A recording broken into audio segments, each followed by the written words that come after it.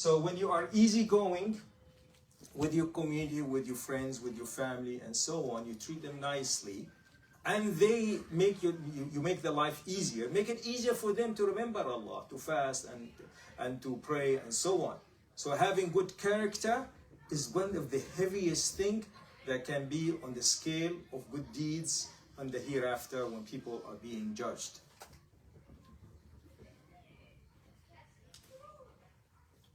وحدثنا محمد بن كثير قال أخبرنا سفيان عن الأعمش عن أبي وائل عن مسروق عن عبد الله بن عمرو قال لم يكن النبي صلى الله عليه وسلم فاحشا ولا متفحشا.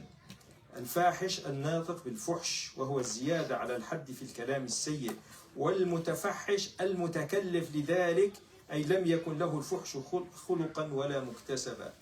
وكان يقول خياركم أحاسنكم أخلاقا.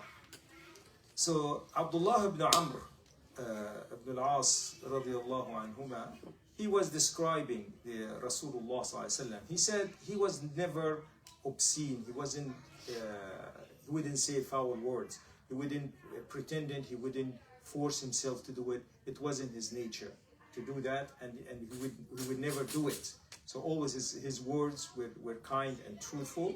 And he said, the best among you, those who have the best of characters. So faith, it has to show at the level of dealing with other people. It starts with what's in your heart. What's your intention? What's your belief? What's in your mind? What you believe that is true? What makes logical for you? The knowledge that you get to know the right from what is wrong.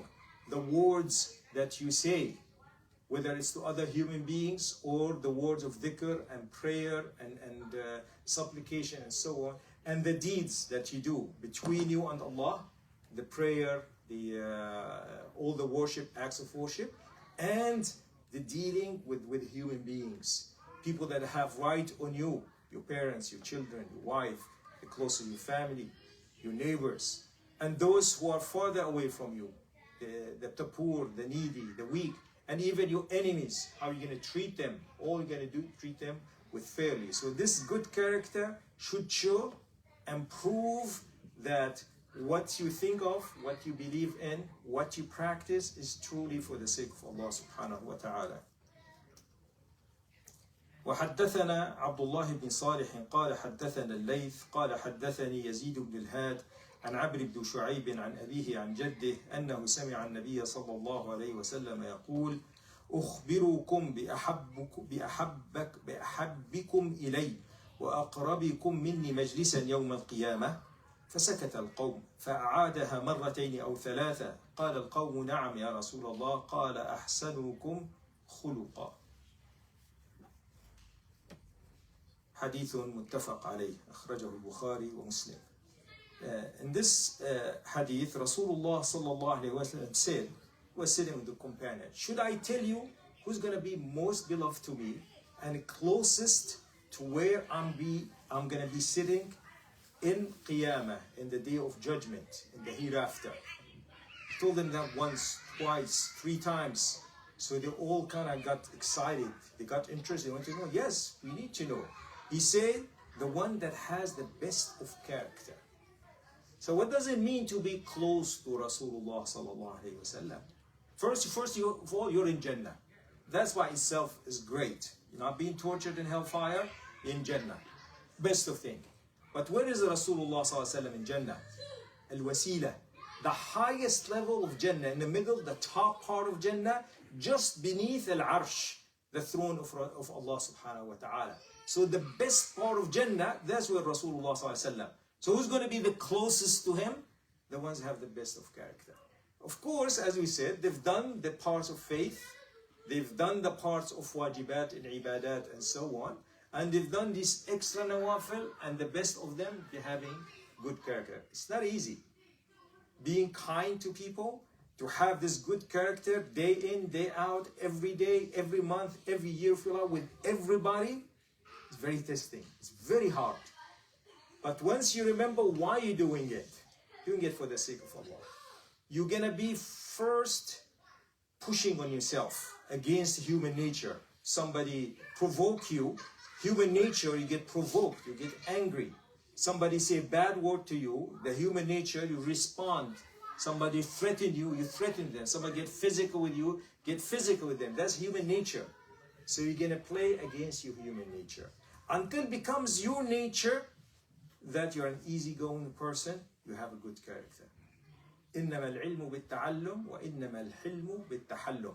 Knowledge comes from learning.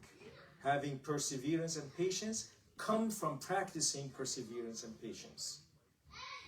So once it becomes a habit, you keep doing it until it becomes a habit, then it's not easy for you to get provoked. And when something angers you, your response is a good response, a positive response. You're trying to come with a positive result. You don't want to be yelling and screaming and be physical that leads to something negative. Sometimes you have to speak up for the truth in a way that brings more right. Sometimes you have to be physical, defending yourself, defending your family, defending the weak, defending what is right. But you do it in a way that pleases Allah and end up with a positive result, not a negative result, not just a reaction. Somebody say a bad word for you and then you jump and you do, or something bad happens to you and then you respond multiple times more than the harm or the threat happening to you. So having husn al-khuluq is not easy. But once you know the biggest reward for it, you're going to be next to Rasulullah sallallahu alaihi wasallam. Makes that practice easier on you. And plus the society, a lot of times people will be criticizing you. Or they tell you you're weak. People are taking advantage of you. Stand up for yourself. Speak up. Threaten people. You need to beat your chest. You need to threaten people. People know they don't need to mess with you and so on. This is what the human nature tells people. They want people to live like in a jungle. But this is not it. Being civilized, being humble, being nice, being kind. أشداء على الكفار رحماء بينهم.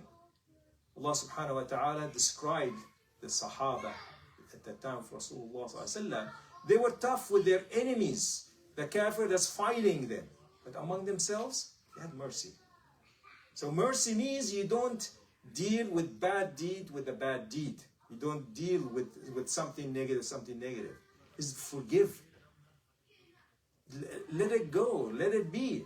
So try not to always an eye for an eye, a tooth for a tooth, and start getting revenge from people you know that deep inside they're good people, but they're making mistakes.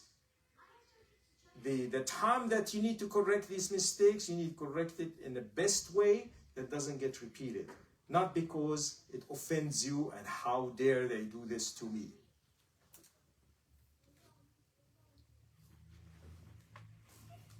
وحدثنا إسماعيل بن أبي أويس قال حدثني عبد العزيز بن محمد عن محمد بن عجلان عن القعقاع بن حكيم عن أبي صالح السمان عن أبي هريرة أن رسول الله صلى الله عليه وسلم قال إنما بعثت لأتمم صالح الأخلاق.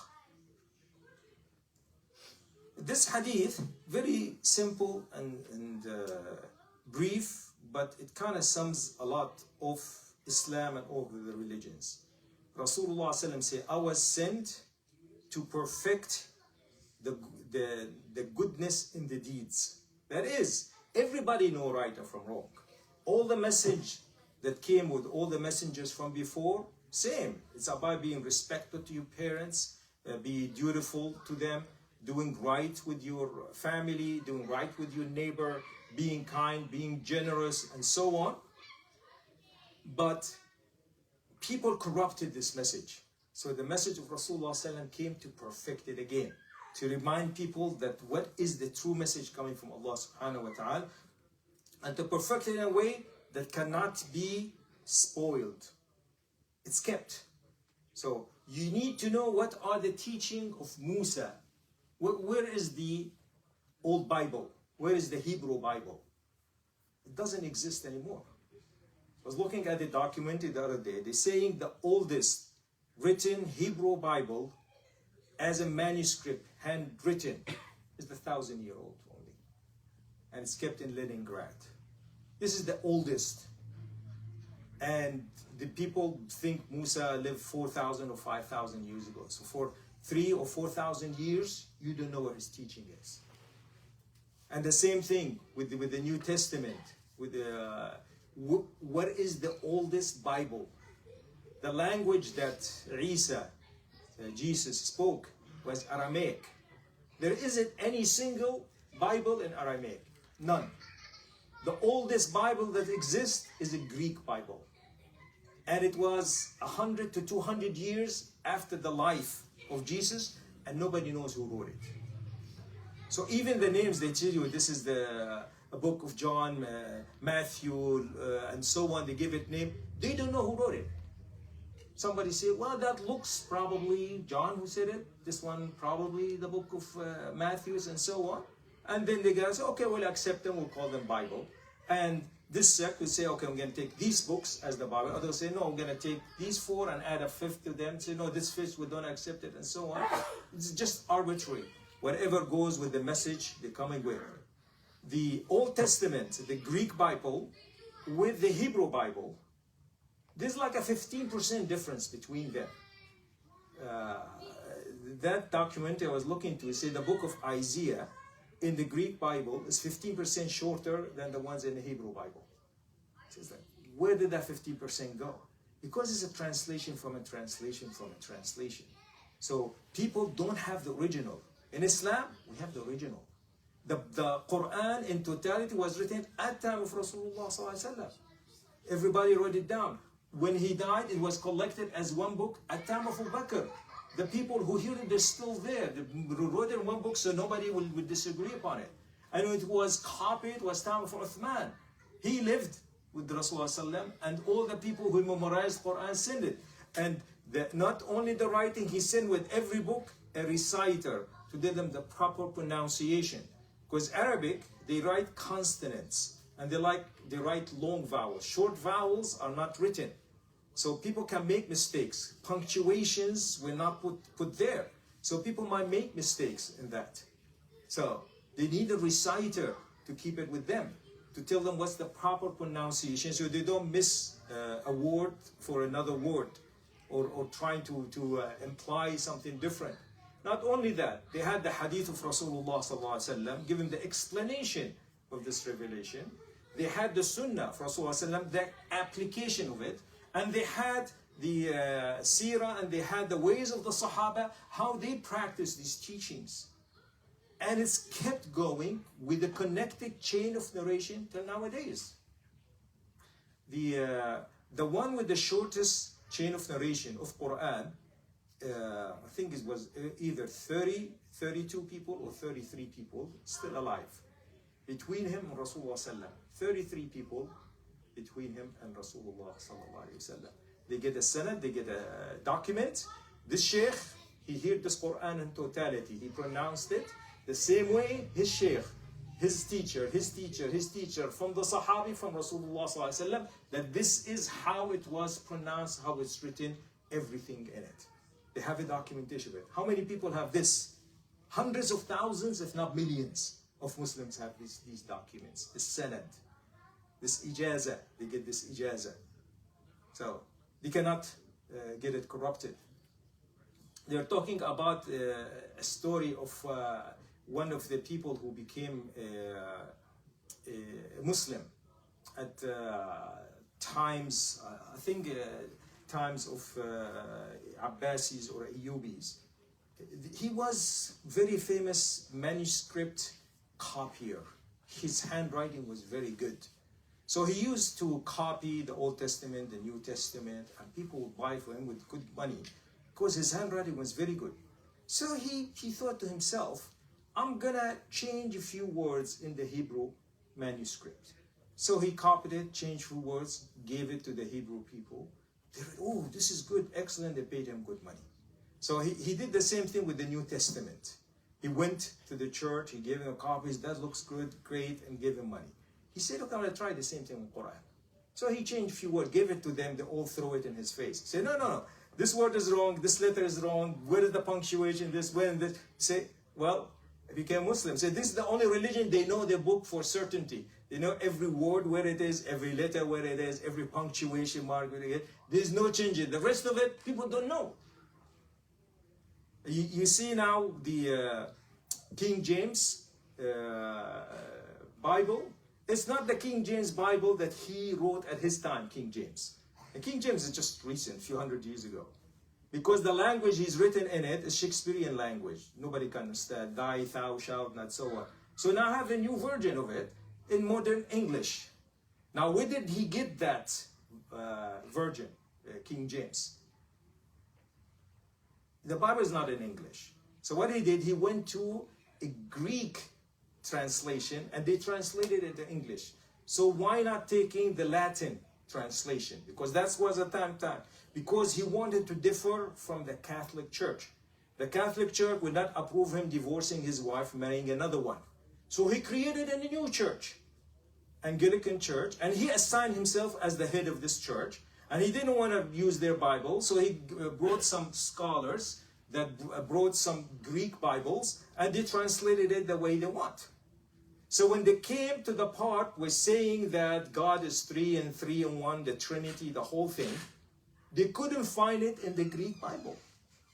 So the one translating it, he said, I cannot put it in the English version if there's no Greek. I'm translating Greek. Where is the Greek? So say, if you find you a Greek version, we put it in, yeah. So they go and made a Greek copy of themselves. And they give him, okay, here's a Greek Bible, say there's a Trinity. Okay, I'll translate that, put it in a Bible. So, where is the authenticity of it? The words of Allah cannot be changed. The original Torah, the original Injil, the Old Testament, the original ones that came from Allah, nobody can change it. The ones we have in our hand are not. We don't know who wrote them, we don't know. They have part of it are truth, so it's built on something, but the amount of addition and omission and mistranslation in it is so tremendous you can't tell truth from fancy, from falsehood. Quran is preserved. إِنَّا نَحْنُ نَزَّلْنَا الذِّكْرَ وَإِنَّا لَهُ لَحَافِظُونَ. Allah is the one who sent this dhikr, Quran. He's the one keeping it. But in Torah, بِمَا اسْتُحْفِظُوا مِنْ كِتَابِ اللَّهِ. Allah trusted the scholars and the teachers of Old Testament, New Testament to keep it. He didn't promise he will keep it. He said, you keep it. They didn't keep it. They didn't maintain it. But Quran, Allah is the one maintaining it. Not only that, and the explanation of it, which is al-hadith.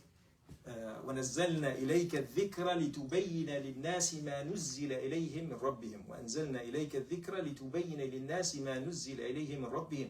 That Allah is the one that have sent this dhikr, hadith, to explain what was revealed to them, Quran. And another translation, another explanation, that this Quran explains every previous revelation. So both of them, the Quran being a keeper for all the original revelations, and the hadith is an explanation for this revelation for Quran. All of that is kept. So, إنما بعثت لأتمم صالح الأعمال وفي رواية مكارم الأخلاق. That this message of Rasulullah sallallahu alaihi wasallam was sent to complete the good deeds. Islam didn't come with innovations. It didn't come first time, oh, it should be dutiful to your parents, or should do charity, or should fast, or should make pilgrimage, or you should fight for the sake of Allah, you should sacrifice, you should take care of your children, take care of your neighbors. So it's all should be common sense. So it was brought in to perfect this message.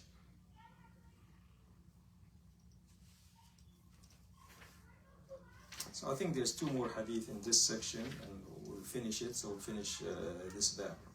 حدثنا إسماعيل حدثنا مالك عن ابن شهاب عن عروة عن عائشة أنها قالت ما خير رسول الله صلى الله عليه وسلم بين أمرين إلا أخذ أيسرهما ما لم يكن إثما فإذا كان إثما كان أبعد الناس منه وما انتقم رسول الله صلى الله عليه وسلم لنفسه إلا أن تنتهك حرمة الله تعالى فينتقم لله عز وجل بها.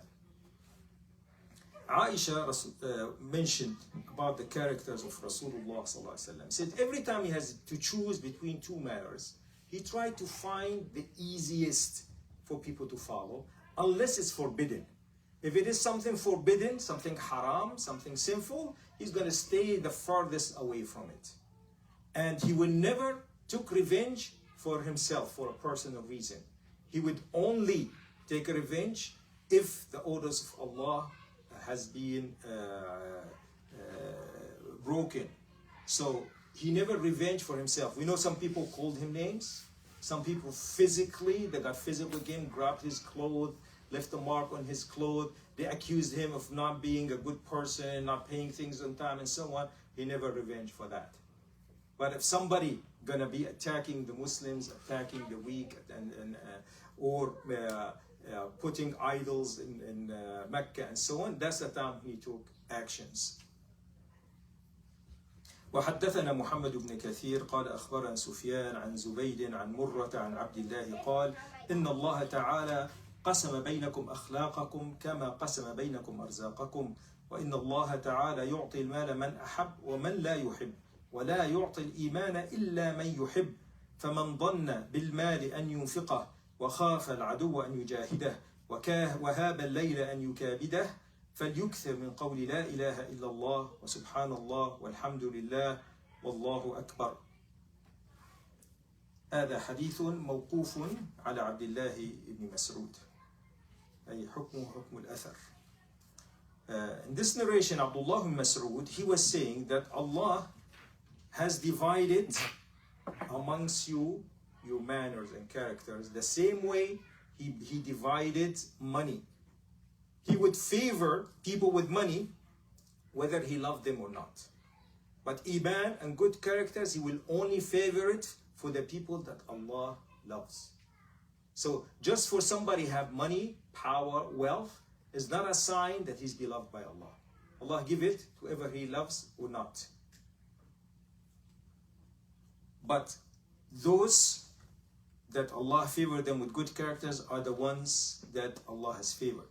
So if somebody, he doesn't feel that his hand is open to spend, he doesn't feel he had the courage to fight the enemy, he doesn't have the strength to stand at night and pray, let him make a lot of dhikrillah, remembering Allah. La ilaha illallah, subhanallah, walhamdulillah, wallahu akbar. So he's not talking about the wajibat, he's talking about sunan. Because if the enemy attacking you, you have no choice other than defending yourself. When you have to spend on your family, on your wife, on your children, you have to pay zakah, you have no choice. You have to do it. And when you're praying, the 5 prayers, you have to do it. But things that are nafila, something encouraged at nighttime prayer, extra, and so on. If somebody doesn't have the strength, the power, the courage to do it, then the dhikr of Allah should be there. As I said, at the end, everything is for the sake of dhikrullah. Whether it's the salah, whether it's the jihad, the spending, and so on, is all about obedience to Allah subhanahu wa ta'ala. Inshallah, we'll stop here since this bab is finished here.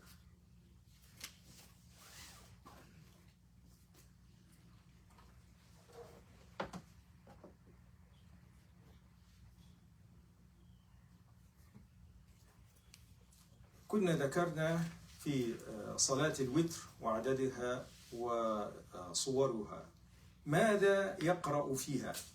كان صلى الله عليه وسلم يقرأ في الركعة الأولى سبح اسم ربك الأعلى، وفي الثانية قل يا أيها الكافرون، وفي الثالثة قل هو الله أحد، وكان يضيف إليها أحيانا قل أعوذ برب الفلق وقل أعوذ برب الناس.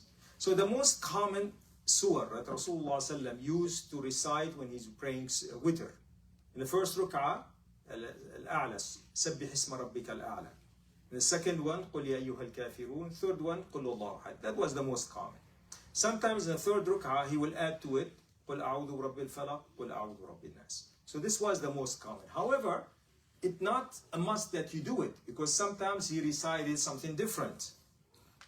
ومرة قرأ في ركعة الوتر ب100 آية من النساء. One time, in the last rak'ah, he read 100 ayah from Surah An-Nisa.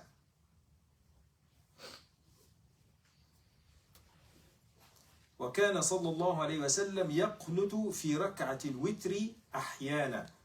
وقلنا أحيانا لأن الصحابة الذين رووا الوتر لم يذكروا القنوت فيه، فلو كان يفعله دائما لنقلوه جميعا عنه. نعم رواه عنه أبي بن كعب وحده فدل على أنه كان يفعله أحيانا ففيه دليل على أنه غير واجب.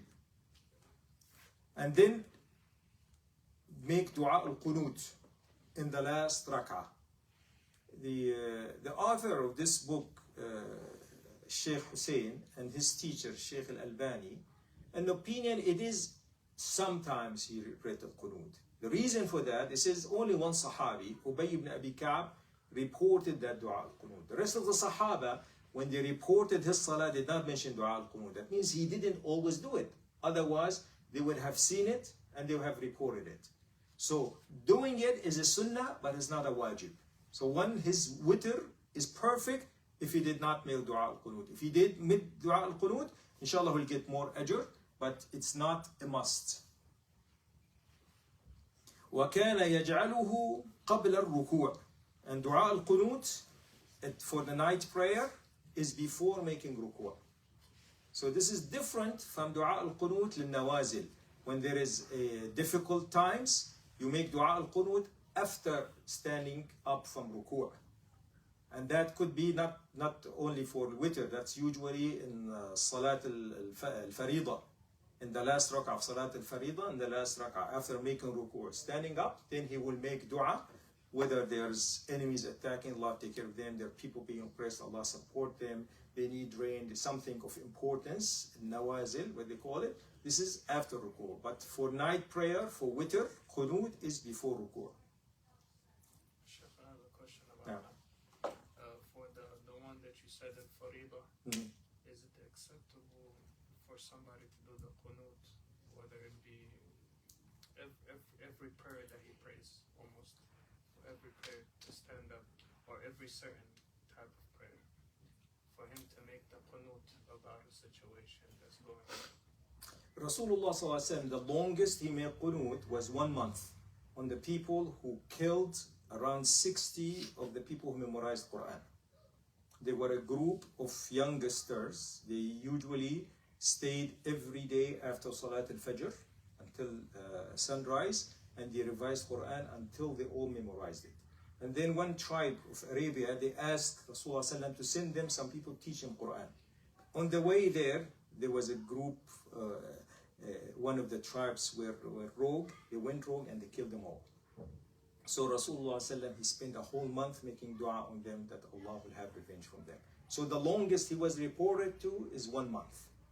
So it's not recommended to make it more than 1 month. It's not being reported from him or any of the Sahaba. There's always difficulty. I mean, since I remember one of the teachers once say that since Umar al-Khattab has died, this ummah has been going through difficult times. في 5 صلوات ولا في صلاة الصبح؟ نعم. كان في يقنت في الصلوات كلها في أي من الصلوات لا يخصص فيها في صلاة معينة. This dua, when there is an important calamity happening, is any of the prayer. Could be Fajr, Dhuhr, Asr, Maghrib, Isha, any of them. He would make the dua. But just specifically for one salah, it's common, I think, in the Madhab Imam al-Shafi'i, they make it for Fajr. Every time the qunut, the Jumhur ulama is against it because there's no authentic report that he did it always in Salat al-Fajr. So, you said that for witr, you will make the dua Before ruku'. So is that after when he finishes? Yeah, after you finished al-Fatiha, after finished Qul Huwallahu Ahad, before going to ruku', he would raise his hand and say dua al-qunut. Is that a common mistake? Is that a common mistake? Yes. Yeah, because a lot of people think of qunut as the same. So it's after ruku', you're standing up, you make a qunut, whether it's qunut al-witr or qunut calamities. So they make the same appearance, but it's different. So the sunnah of Rasulullah is different depending how he was applying it. For night time, before ruku', and occasionally, not always do it. For calamities, when there's a necessity for it, any of the prayers. Could be all of them, could be some of them. So whatever Rasulullah felt was needed. Yes. The system or the tradition of Imam Abu Hanifa, is that he, before ruku, he says kunut, but he says Allahu Akbar. No, and they say it silently. Silent. Yes. Yeah. So there's nothing wrong with that because, as I said, the al-qunut hasn't been reported from all the Sahaba. So if he's saying al-witr, the prayer of night, you can see it aloud or you can see it in secret. So the way you recite, you have two choices. Rasulullah have done it both. They've done some in public, aloud, and some in secret, just he can hear it himself. So when it comes to dua, the same thing with the dua. You can make it aloud, you can make it in secret. No, he used to say the takbir, Allahu Akbar. Summa. There's no report of takbir. From Rasulullah, he just said the dua without saying takbir for it. So, Why did it come? Even in Makkah, they say takbir and then make kunut. because this, I don't remember if they do it before ruku or after ruku. I can't remember what they do it in Makkah. They make it after. After they have to say Allahu Akbar. They say Sami Allahu liman hamida. Yeah, they say Sami Allahu liman hamida, Rabbana wa lakal hamd, and then they will say Dua al-Qunut. But takbir, just for Dua al-Qunut, has not been reported from the hadith. If you're praying, for example, say you plan on praying tahajjud, Yeah. it's best to save your witr for after you pray your tahajjud, correct? Yes, yeah. It's best that witr at the end. So it'll be the last of your prayer.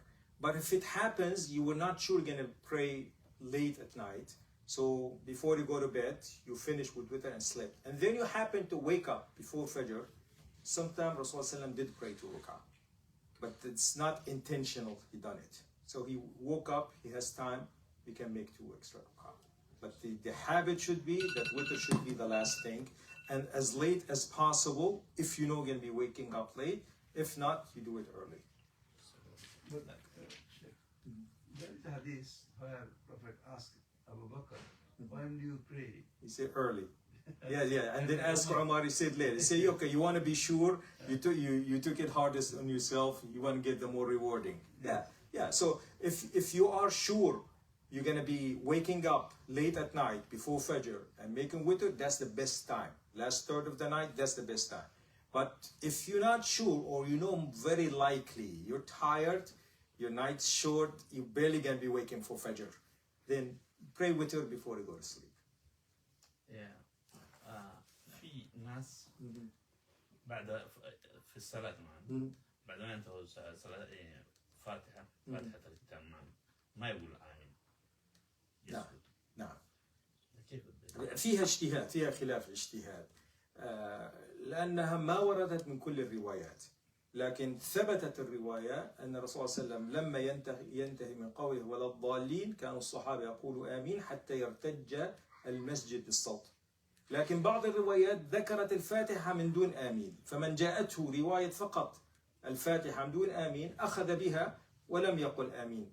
أما من وردت له الرواية فهي الصحيحة الأصح أن عندما يقول الإمام ولا الضالين أن يقول المأمونين آمين، لكن بعد أن ينتهي الإمام من ولا الضالين ويبدأ بيقول آمين، إما يبدأها أو ينتهيها ولا يسبقوه.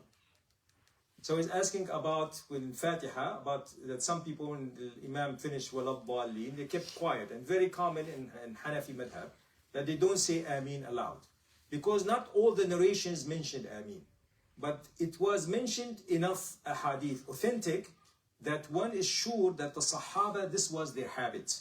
They say, because Ameen is not part of Fatiha, but they're making dua that Allah accepts what's in Surah Al-Fatiha. Ask Allah to guide you. Ask Allah to make you among those He has blessed and not to make you among those who went astray or Allah was angered with. So you say Ameen, yes, you want that. So not saying it, Fatiha is still perfect, Salah is still perfect, still acceptable. But it's better that you say it. You say Ameen. But the mistake a lot of people do, the minute the Imam said Dhalleen, right away they say Ameen. No, they need to wait until the Imam either start Ameen or finish. But the minute to start, because if their Ameen goes with the Ameen of the Imam and the Malaika, all the past sins are forgiven. So just be patient, few seconds, not to rush it. So what is Dua al-Qunut? اللهم اهدني فيمن هديت وعافني فيمن عافيت وتولني فيمن توليت وبارك لي فيما أعطيت. نعم. Does it have to match the Imam's Ameen exactly like Ameen or Ameen? Does it have to match? You don't have to go faster than him. So that's the minimum required. You don't go faster than the Imam. So it's better to delay from him or coincide with him, but not to go faster than him. I mean, like some Aimma, they say Ameen and they take their time with it. Yeah, some yeah. they're very fast with it. Yeah. But you make sure you don't finish before the Imam. Whatever, you make it short, you make it long, you try not to finish before him. But, Yeah. Sheikh, Yeah. but in many cases, because it's not the part of Surah Al-Fatiha, Yeah. so Imam Doesn't say it. it loud. Yeah. So you have a choice. If there's a lot of people with you saying it loudly, you say it loudly. If you're only one in the masjid, you're going to be creating fitna. Because otherwise people will, after the salah, they might have a word or two with you. So the dua al-qunut, Allahumma hdini fi man hadayt, wa afini fi man afayt, wa tawallani fi man tawallayt, wa barik li fi ma a'tayt, wa qini sharra ma qadayt, fa innaka taqdi wa la yuqda alayk, wa innahu la yadillu man walayt, wa la ya'izzu man adayt, tabarakta rabbana wa ta'alayt, la manja minka illa ilayk. ويشرع الصلاة على النبي صلى الله عليه وسلم في آخره لجريان عمل السلف بها وثبوت ذلك عن الصحابة رضي الله عنهم. So this is dua al-qunut, as was mentioned. Rasulullah sallam would say it in Qiyamul Layl, in witr. This one that we recited. And at the end of it, the practice of the Sahaba was they mentioned salah on the Prophet sallallahu alaihi wasallam. وصلى الله على محمد وآله. Or they will say اللهم صل على محمد وعلى آل محمد وبارك على محمد وعلى آل محمد كما صليت على إبراهيم وعلى آل إبراهيم إنك حميد مجيد. Whatever wording, the wording, exact wording, how they say it hasn't been mentioned, but they would say it. But having it prolonged, some people add a lot of things right and left to it. Occasionally it's okay. But to make it part of the qunut every time, that's the part when people start getting mistake and they feel that addition is part of the sunnah. Sheikh, there is other qunut. I remember it. I don't know why the Sheikh here doesn't mention it. I remember it when I grew up. I grew up learning al-Hanafi madhab, and we used to say the other dua al-qunut. نستهديك ونستهديك ونتوب إليك ونؤمن بك ونتوكل عليك نثني عليك الخير كله نشكرك ولا نكفرك ونخلع ونترك من يكفرك.